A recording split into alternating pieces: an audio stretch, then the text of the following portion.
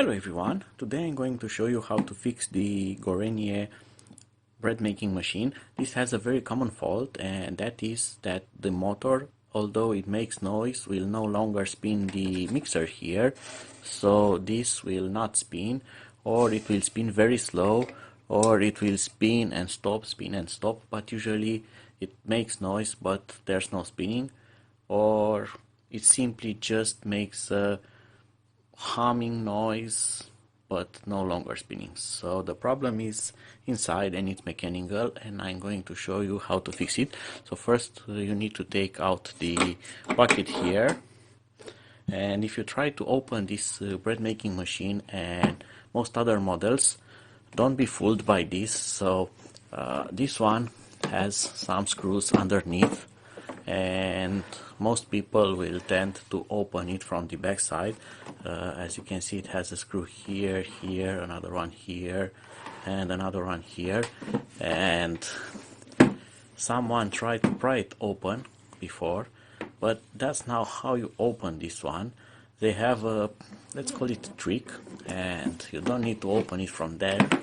You are going to remove those screws, but you need to start from the inside, which is a bit weird.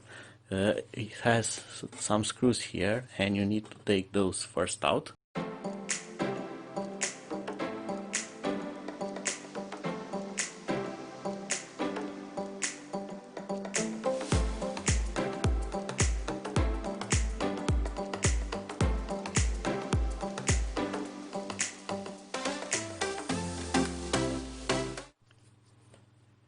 And after that you also need to remove this holder, as the heating element is held in that place, but this is just a support, so you need to loosen this up also. It has a clamp and you need to remove it. Alright, and the clamp is now off, and I'm going to pull it to one side here, and now you need to pull this out.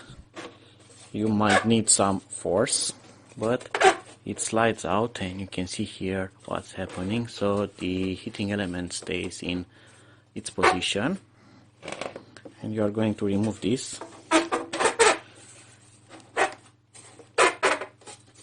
And now you can observe that there is a hidden screw there, and another hidden screw there, and you also have a hidden screw somewhere there, and another one here. So another 4 screws that actually hold the bottom plate with the motor fixed on the chassis here.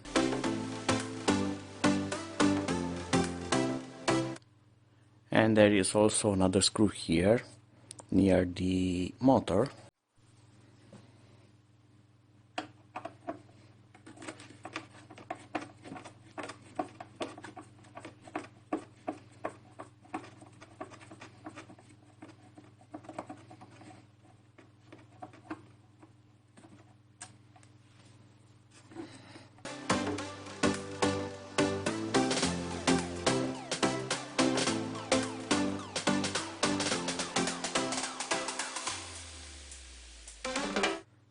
And now the funny part is that the plate here moves, so I have to remove all the other screws from the underneath.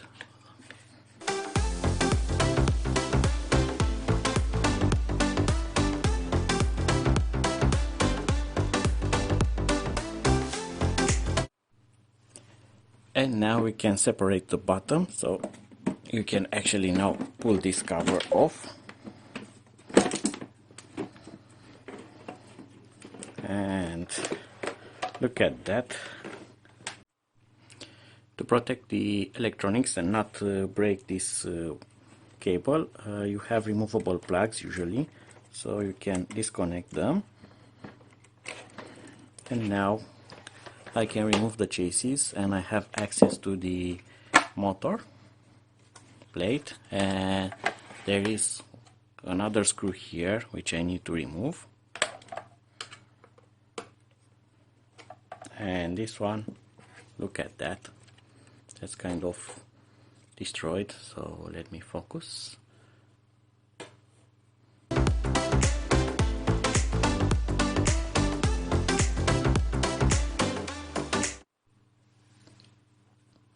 And now finally, almost finally, I have access to the underside of the machine, and there's your problem. As you can see, this belt, this is the belt, these are parts from the belt, and it looks like that.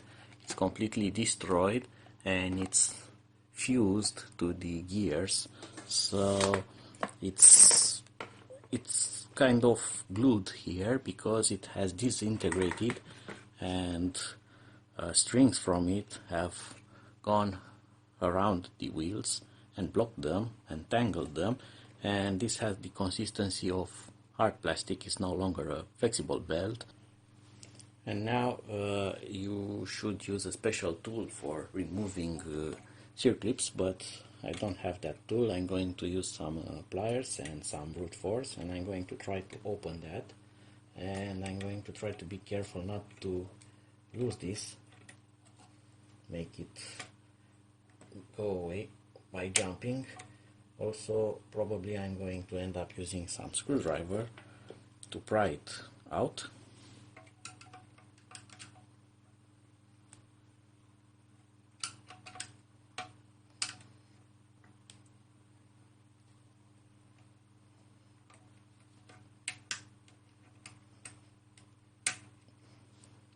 And that's the circlip.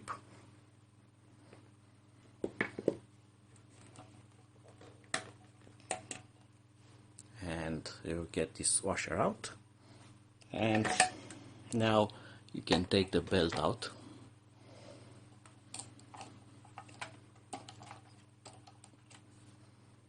And the belt is totally destroyed, and now you can replace it, but first you need to clean the cogs here, the gearing.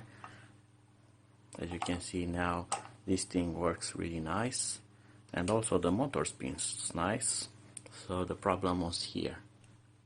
And now it's time to put a new belt, which currently I do not have. I need to buy one, and then put this back. If you want the reassembly, it will come probably in a second part of this video, but now you get the idea of how to disassemble.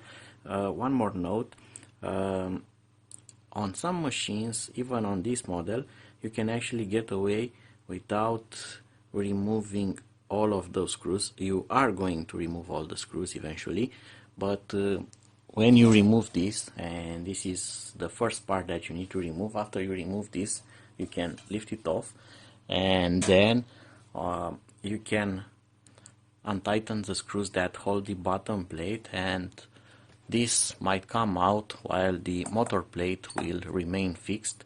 But it's a but, because on some models sometimes there is a screw or there is a clip that will stay in the way, and it will not allow you to easily remove all of that, but you can try that first. So remove the internal bucket, then remove the screws from the bottom and try to open the case, and you might be able to open the case with this plate still remaining fixed. And then to access the belt, you are going to remove the screws here, as I did with the front screw here that was destroyed, and you get the idea.